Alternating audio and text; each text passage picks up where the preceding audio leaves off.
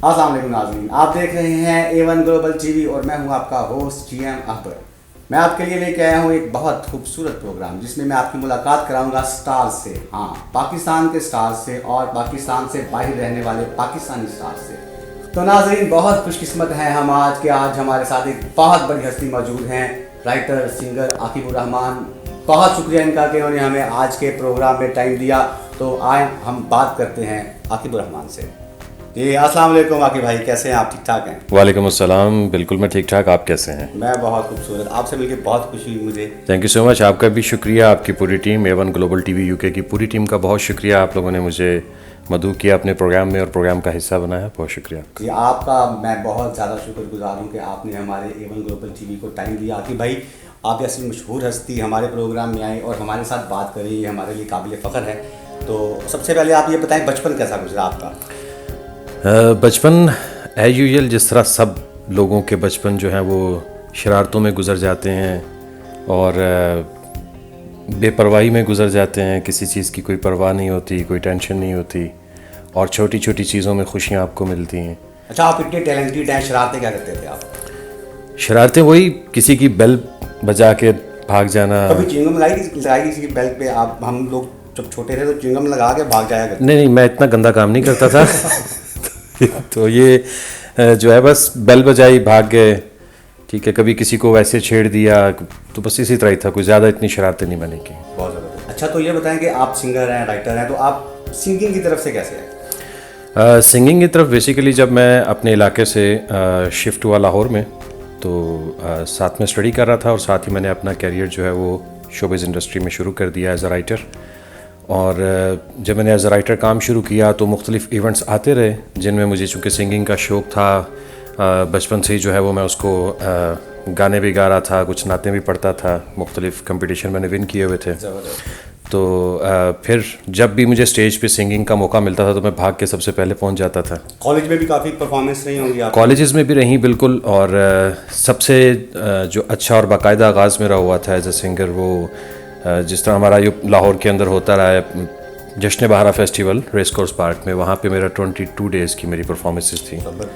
तो वहाँ से जो है वो एक कॉन्फिडेंस भी डेवलप हुआ और काफ़ी कुछ सीखने को भी मिला, और वो मेरा फर्स्ट स्टेज था जिसमें मैंने प्रोफेशनली एज अ सिंगर जो है वो मैंने स्टार्ट किया था। ज़बरदस्त। आकिब भाई की एक और बड़ी बात कि ये अपने सॉन्ग्स भी खुद लिखते हैं, तो आकिब भाई से पूछते हैं कि आपको राइटिंग का शौक़ कब हुआ? राइटिंग का शौक़ बेसिकली शुरू से ही मेरी जो तबीयत है वो बड़ी हसास है और मैं बहुत ज़्यादा चीज़ों को फील करता हूँ, और जो जितनी भी एक्सप्रेशंस जो हैं वो मेरी लाइफ के, उनको मैंने कोशिश की कि मैं लिखूँ। जितने भी मसाइल या कोई भी चीज़ें आपकी ज़िंदगी में उतार चढ़ाव आता है तो उन चीज़ों को मैं ख़ुद से बचपन में ही मैंने एक कापी पकड़ी होती थी और उस पर मैं लिखता था, और फिर आहिस्ता आहिस्ता उसमें मैच्योरिटी आती गई।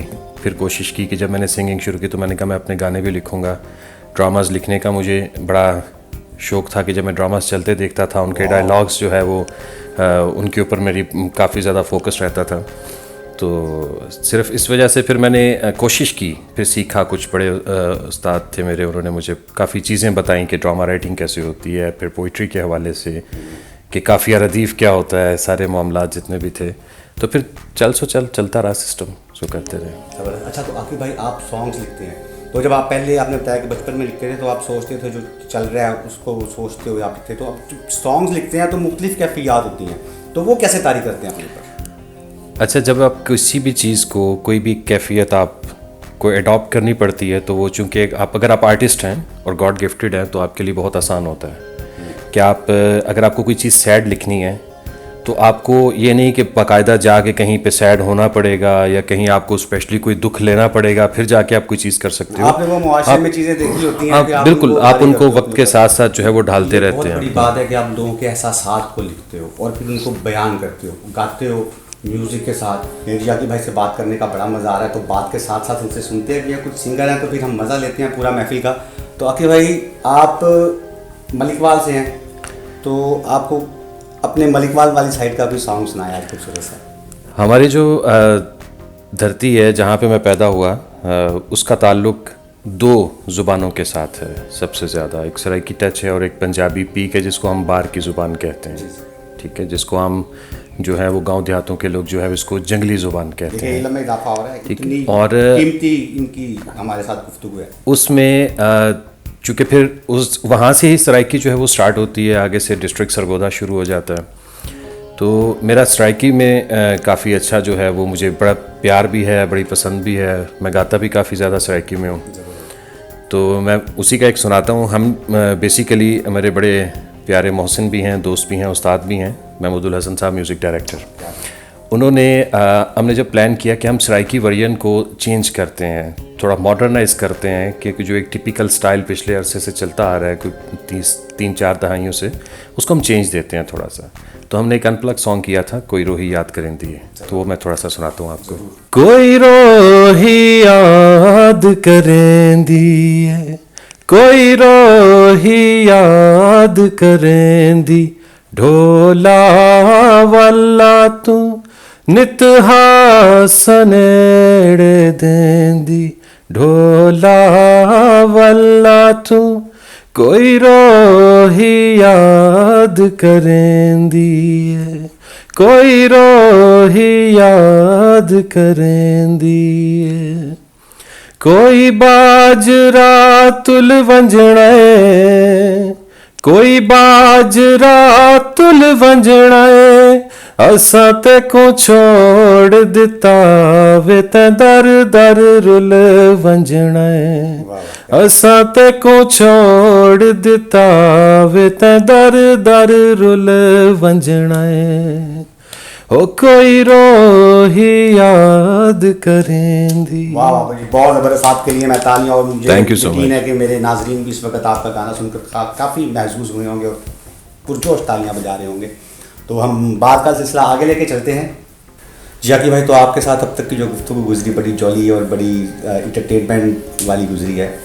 तो अब आप आए हैं मलिकवाल से लाहौर में इस फील्ड में, और आपने इस फील्ड में नाम किया है और आपने बहुत कुछ देखा होगा, बहुत कुछ सीखा होगा। तो वो कैसा रहा सफ़र यहाँ तक पहुँचने का? आप मलिकवाल से आते हैं लाहौर और फिर आप आज एक स्टार हैं। सफ़र कोई भी हो वो मुश्किल होता है, वो ख़ास ज़िंदगी का सफ़र हो या फिर कोई आपके मुसाफत हो, कोई आपका टारगेट हो, आपको उसकी तरफ जाना है, तो उसमें मुश्किलात आती हैं एज़ यूजुअल।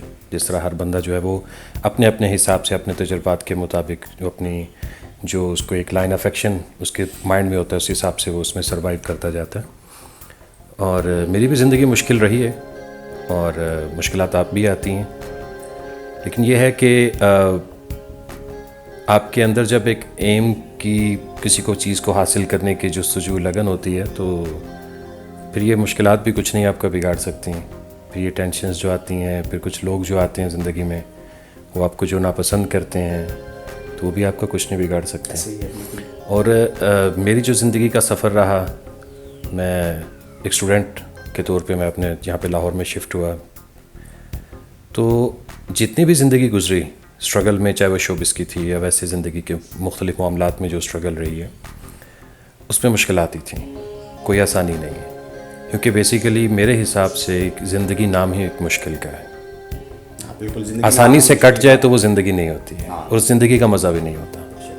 जितना आपको काम करने में ज़्यादा मेहनत करना पड़ती है, उतना काम ज़्यादा जितना आपको ज़्यादा लोग आपसे हेट करेंगे, आपको डिसलाइक करेंगे, टांगे खींचेंगे और टांगे की लेग पुलिंग करेंगे आपकी, तो उतना ही आप जो है वो आगे बढ़ने की जस्तजू करेंगे पूरे एक जज्बे के साथ। अच्छा, ज़बरदस्त। आकी भाई, अब आप हमें ये बताएं कि आप डायरेक्टर भी हैं और आप सिंगर भी हैं, तो आपको ज़्यादा मुश्किल राइटिंग में पेश आती है या सिंगिंग में, या आपको यहाँ तक पहुँचने में ज़्यादा जो मुश्किल है वो राइटिंग में पेश आई या सिंगर बनने में?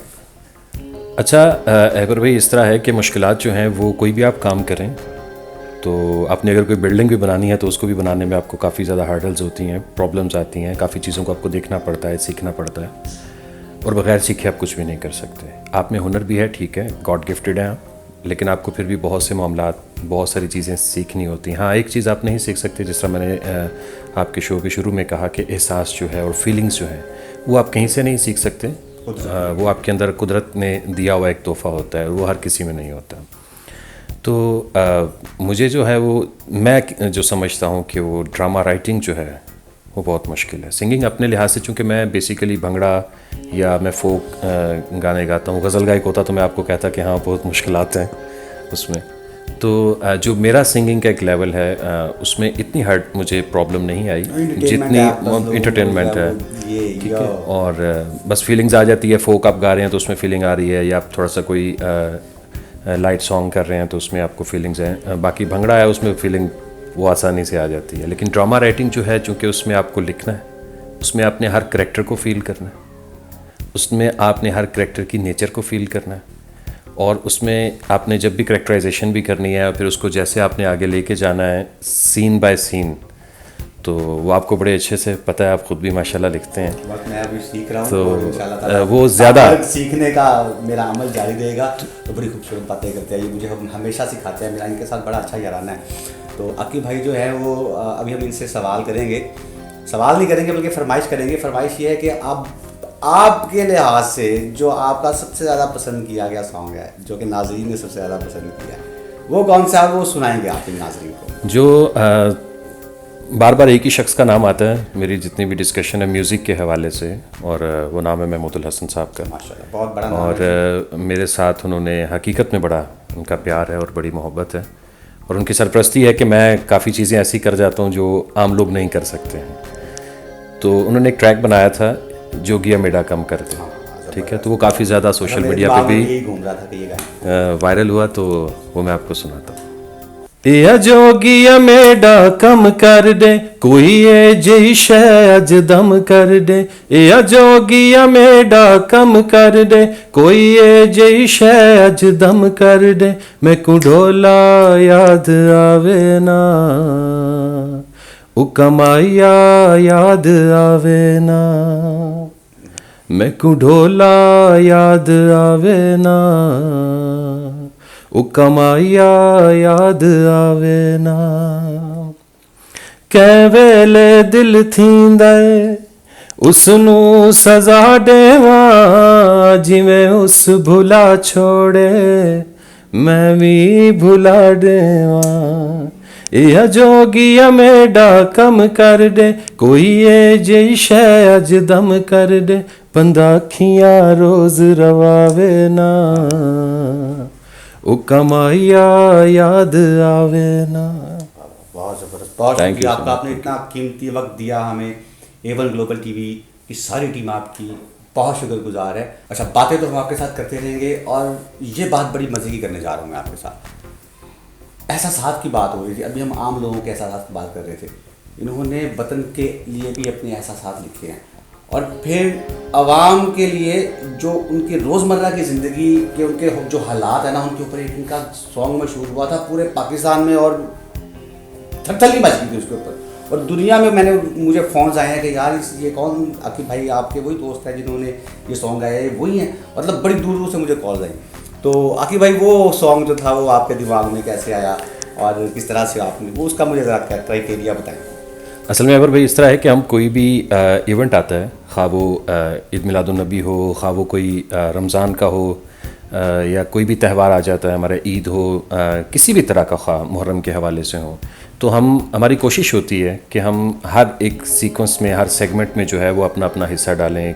तो कोशिश करते रहें, जिस तरह 14 अगस्त पे तराने हमारे रिलीज़ होते हैं, कोई भी इवेंट हम ज़ाती तौर पे मैं उसको नहीं मिस करता हूँ, मैं उनको कंटिन्यू ज़रूर करता हूँ, अपना हिस्सा ज़रूर डालता हूँ।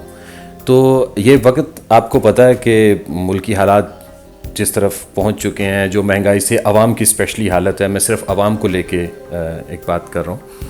तो उसमें यह है कि जो उनकी फीलिंग्स थी उसको हमने बैठे बैठे जो है फिर वही बात दोबारा से महमूदुल हसन साहब के साथ बैठ के शेयर किया कि इस चीज़ को अगर लिखा जाए और इस चीज़ को बनाया जाए तो कैसा रहेगा।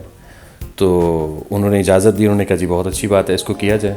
तो वो बड़ा हिट हुआ गाना, रुलते गए पर चस बड़ी आई है, दिता होया वोट किसे नू नहीं भुलदा, गुनगुना के जरा थोड़ा सा सुनाएं। दिता होया वोट किसे नू नहीं भुलदा, लीडरां दे पिछे बंदा एवें ही रुलदा, मरदा उदों जदों होंदी महंगाई है, रुलते गए पर चस बड़ी आई है, रुलते गए पर चस बड़ी आई है, रुलते गए पर चस बड़ी आई है।